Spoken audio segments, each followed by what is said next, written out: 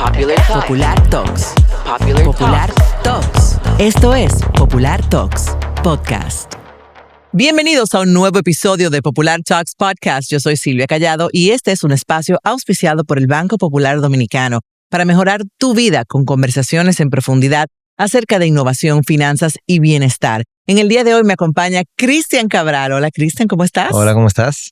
Cristian es vicepresidente de negocios de Martí y también CEO de Movity. Gracias por acompañarnos en el día de hoy y compartir con nosotros esta trayectoria de éxito, porque la verdad es que tu biografía nos sorprende. Gracias por estar aquí. Un placer, de verdad. Te iba a preguntar, ¿cuántas veces tú has hecho esa introducción ya? Bueno, tú sabes que fue la primera ahora. ¿Por qué? Porque como muy fluida, ¿verdad? Sí, definitivamente. Sí. Bueno, pues Cristian, estamos mirando un poco tu biografía y vemos que eres licenciado en Finanzas y Economía en la Universidad de Notre Dame Dulac.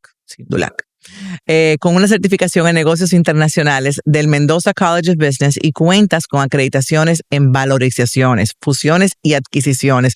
Muchas cosas que hay que pronunciar mucho, pero aparentemente eres muy bueno en ello porque, wow, ¿cómo tan joven decidiste dedicarte a las finanzas? Ese joven Cristian en la universidad que dijo, me voy por el lado de las finanzas. Lo primero que ya hay que recordar, porque eso hace unos cuantos añitos, pero... Bueno, pero no sé tanto, ¿verdad? No, alguito. Mira, en realidad ya hace casi, un poquito más de 20 años, pero el tiempo, como bien dicen, pasa bastante rápido. Yo creo que antes de decirte por qué la finanza, yo creo que definitivamente hay que entender, para mí, el mundo de la universidad es algo como una esponja. O sea, yo creo que es el momento donde los jóvenes pueden tomar y aprender todo lo que quieran en un lapso de tiempo bastante corto. Es como el puente de ser un joven adulto y un adulto joven, por decirlo. El coming of age, como le dicen. Exactamente. Así que definitivamente, y lo he visto también en muchos amigos donde necesariamente estudian algo, pero no se dedican a eso particularmente. En el caso mío, siempre tuve una inclinación por los números y la realidad es que pues tenía dos vertientes, o ser ingeniero industrial, que me gustaba bastante, pues en este caso particular, pues enfocarme en lo que fue finanzas y economía. ¿Y cuál fue, por qué te decidiste? Bueno, la realidad, por varias razones. La realidad. No la historia oficial, la realidad. No, la oficial y la realidad son las mismas. Qué bueno. Entonces, mi papá se graduó de Notre Dame y para él fue un orgullo que yo tuve la oportunidad que eligiera Notre Dame. Y entonces, en ese caso, esa universidad no tenía una carrera de lo que es ingeniería industrial. Y por ende me embarqué en lo que es economía y finanzas. Y no pudo tomar una mejor decisión durante todo el trayecto. Fue una experiencia inolvidable. La realidad es que ir a Notre Dame marcó un antes y un después en mi vida. Y definitivamente, como dicen, para describirlo, no hay palabras suficientes lo que pasa en esa universidad. Y volviste a tu país, que también es súper, no siempre claro. A veces la gente se adapta tanto que no quiere regresar. Qué bueno que esos conocimientos los aprovechaste para mejorar nuestro país, para las empresas de aquí. Entonces, tengo entendido que también pasaste 2 años en Alemania trabajando en una empresa japonesa.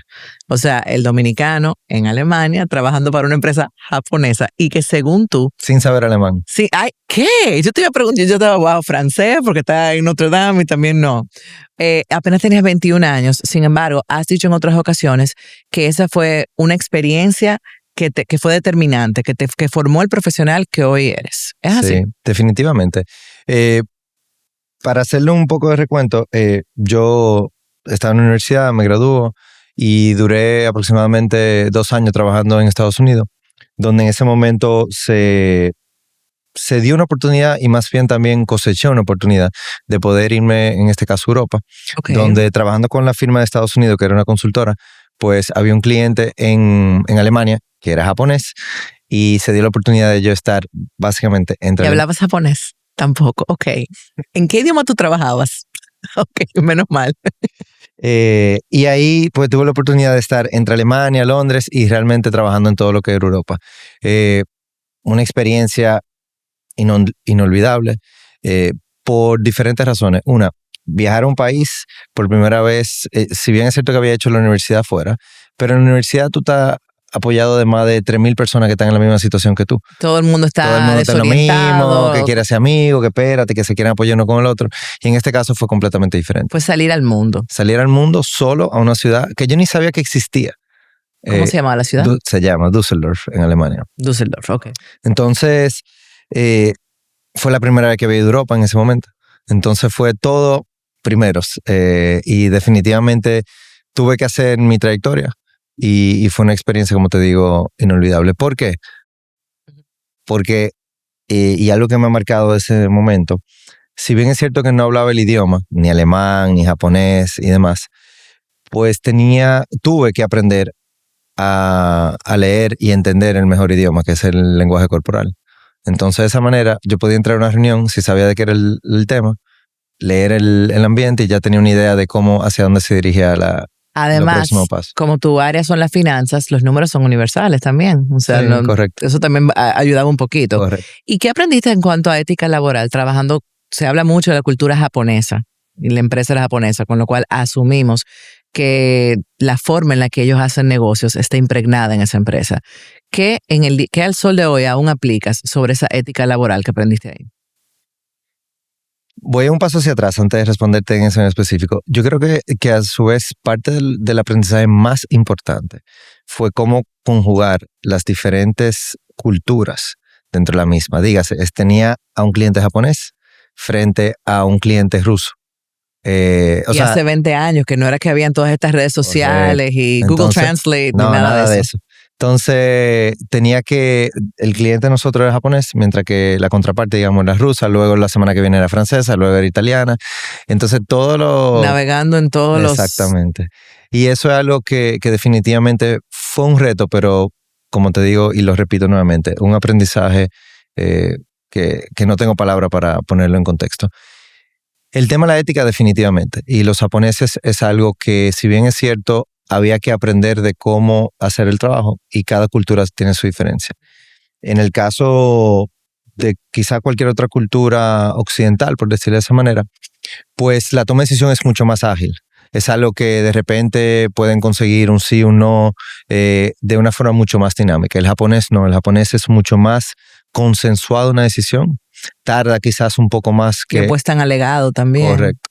Y de repente te puede decir, en un mes te doy una decisión porque tengo que consensuarlo con diferentes miembros, etcétera y demás. No obstante eso, al momento que sí se toma una decisión, ya una decisión que no tiene marcha atrás. Y yo creo que eso es algo completamente diferente. Y los alemanes también son conocidos por ser un poco rígidos. ¿Eso es una mala concepción o eso...? No, definitivamente no. Yo lo que creo que ¿No es algo malo? No, es que más que... Son concepciones y forma de verlo diferente, pero más que eso yo creo que es diferente como nosotros hacemos negocio. Como cultura, en este caso latinoamericana, como caribeños, que somos cálidos. Es como, y justamente durante todo este trayecto, trabajando con diferentes culturas, de repente que una persona latinoamericana o caribeña te diga que no, es muy difícil. Siempre te dicen, sí, vamos a buscar la vuelta, no te preocupes, ese lo buscamos después. Y entonces esos son el tipo de cosas que uno tiene que empezar a leer de cómo es esa diferenciación entre cada cultura. Excelente. ¿Y cómo se da tu entrada a Martí? Bueno, mi entrada a Martí, justamente luego de Europa, vuelvo a Estados Unidos. Trabajé con la misma firma consultora quizá unos 2 años adicionales. Y en ese momento tuve la oportunidad de venir a República Dominicana. Luego trabajé con Martí como cliente y a través de una firma en ese momento que se llama CXO Consulting, todavía existe. Y luego entonces trabajé con Martí en un proyecto y en ese momento conozco al actual CEO, que es el señor Carlos José Martí. Y entonces salgo por una oportunidad de trabajar en una empresa familiar. Y luego en unos años más tarde, pues me encuentro nuevamente con Carlos José y de ahí ya llevamos 11 años en esta relación. ¿Qué tú piensas que tú haber entrado, qué es lo más importante que ha ocurrido allí desde que tú entraste? ¿De qué proyecto estás orgulloso? ¿De qué área de negocio dices, wow, de haber cumplido? Yo creo que no lo voy a identificar como un solo proyecto. Yo creo que definitivamente la trayectoria que se ha creado en los últimos 11 años, liderado por el señor Carlos José, algo de diversificación, donde hemos empujado al grupo a tener presencia a nivel regional, por ejemplo, es algo que durante esta trayectoria pudimos lograr. Hace 2 años cerramos lo que fue una transacción sumamente importante para el grupo, donde hicimos una fusión 50-50 con lo que fue Sunix, Tropigas Natural y las operaciones de Total Energies, y eso es algo que se trabajó de manera interna en el grupo.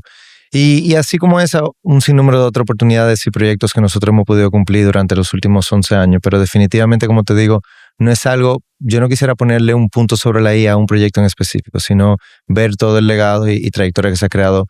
Y no, nunca me gusta verlo de una manera individual. Yo creo que el equipo que ha formado esto es algo sumamente importante. Absolutamente. Y una empresa que tiene 60 años, que no es poco, 60 años en el mercado. Y eso también, tú comentabas al inicio de la conversación, el tema de la juventud y demás. Y yo creo que el señor Carlos José es algo que siempre ha tenido esa apuesta a la juventud, donde además de mí hay muchos otros jóvenes que formamos parte, o casi jóvenes ya, pero bueno, parte de la empresa y parte de la directiva. Y es algo que definitivamente él siempre ha tenido como una visión, donde para poder transformar la empresa hacia los próximos años, tiene que venir una juventud que venga apoyando las nuevas tendencias y demás. Bueno, pues vamos a hablar ahora acerca de Movity.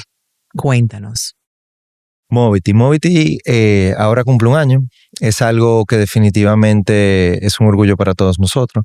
Movity nace de lo que es el portafolio de vehículos de Martí, que ya tiene aproximadamente 12 años en existencia, donde nace con una marca y hoy día tenemos más de 11 marcas. Entonces, ¿por qué nace Movity? Movity nace justamente porque hoy día representamos a 11 marcas divididas de forma diferente, pero en 3 países. Está Volvo. Está Volvo, está Alfa Romeo, está Fiat, está Mack, está Volvo Camiones, tenemos Jetour, tenemos implementos, Hail, Polar, o sea, un sinnúmero de marcas que tenemos. Y pues de esa forma nosotros pudimos conglomerar todo lo que son las marcas y ponerlo bajo una misma sombrilla y que hoy día ya no vean como todo un grupo de marcas que representamos y poder ofrecerle a nuestros clientes, obviamente, de diferentes soluciones, pero enfocadas en innovación y en diferentes formas inteligentes de entregarle la movilidad que justamente buscan. Sí, porque tenemos que decirlo, Movity es Movilidad Inteligente Martí, que ahora mismo es el proyecto bebé, podemos decir. Sí. No tan bebé, pero toddler, el bebé. Sí, es uno de los rubros con mayor crecimiento dentro del grupo, definitivamente. Y es algo que muchas veces quizás me han preguntado, y yo sé que aparte del equipo también dice, bueno, pero ustedes son una empresa que nace en combustible, ahora están en tema de vehículos y ahora hay un tema de electrificación y demás. Y yo creo que definitivamente de la forma de verlo, para mantener las empresas siempre hay que innovar y siempre tienes que estar un paso más adelante de la curva. Y yo creo que, de nuevo, la visión en este caso del grupo ha sido esa, de cómo yo me mantengo de un lado de combustible, pero también que otras tecnologías pueden venir sobre la mesa y esto es una parte de tener ambos sectores. ¿Tú piensas que eso tal vez ha sido la clave o uno de los ingredientes del éxito de Cristian Cabral? O sea, la innovación, mantenerse siempre haciendo cosas nuevas, abriendo mercado. Sí, yo creo que son dos cosas. Cuando hablamos del éxito bueno, mío, pero me gusta. En la empresa. Sí, son dos cosas diferentes. Para el éxito mío particular, yo creo que es algo que a mí me gusta llevar una frase que aprendí hace muchos años y es que me visto para el trabajo que quiero, no para el que tengo. Entonces, con eso no es que me ponga un saco, una corbata todos los días, sino es que si al final de cuentas uno quiere crecer y tener nuevos retos, pues asúmelo y de esa forma tú vas tomando esa responsabilidad y puedes crecer hacia el puesto que tú quieres. Ese sería tu consejo, porque la última pregunta iba a ser eso, consejo para las personas jóvenes. Estas generaciones ahora, Gen Z, tienen cosas maravillosas y tienen otras que a veces nos cuestan a los que somos de la generación anterior, que es que cambian muy rápido. Correcto. Entonces, si algo no funciona, simplemente cambian de carrera. Entonces, y pueden cambiar teniendo ya muchos años trabajando en un sitio. Entonces, estoy viendo en ti una trayectoria muy estable, muy disímil a lo que se usa hoy día, que no es que ni que sea bueno ni malo, sino diferente. ¿Qué tú dirías? ¿Tú dirías sí, explora, equivócate en lo que estés en la universidad o haz algo y stick to it y sigue apegado a ello? Definitivamente no. Yo creo que y es algo que lo vemos en las diferentes empresas, industrias que han sobrevivido a través de los años, tienes que equivocarte, la única forma del éxito es equivocándose y atreviéndote nuevamente a buscar una forma de que las cosas funcionen. Pero también es indudable que para uno seguir y mantenerse, las empresas tienen que evolucionar y tienen que cambiar. Así que sí, que hoy día estamos viendo un cambio mucho más rápido que antes, definitivamente, pero yo creo que también la tecnología va avanzando de una forma más rápida. Dígase todo el tema de inteligencia artificial y demás. Entonces, lo que hoy estamos viendo, quizás en 5 años no exista. Algo tan sencillo como justamente el popular, pues recientemente el Apple Pay, que no estaba aquí en el país. Y yo le decía a alguien, oye, la tarjeta de crédito ya en 3 años posiblemente no va a existir. Yo le estaba hablando con mi hijo este fin de semana y le tenía que explicar que era un VHS y un DVD. Fue una y un cassette, tuviste que explicarle porque yo tuve esa conversación. También, entonces fue algo que con eso te digo, y justamente leyendo sobre un libro de cómo Netflix pudo hacer ese pivot súper rápido versus que Blockbuster no pudo. No pudo. O Kodak, otra marca que eran los líderes. Entonces por eso te digo que sí, el cambio es inevitable. Inevitable y es parte del éxito. Lo que hay que saber cuándo tomarlo y cómo hacer ese cambio hacia la próxima etapa. Excelente. Muchísimas gracias por haber sacado de tu tiempo y compartir con nosotros en el día de hoy. Y a ustedes será hasta un próximo episodio de Popular Talks Podcast. Popular Talks. Popular Talks. Esto es Popular Talks Podcast.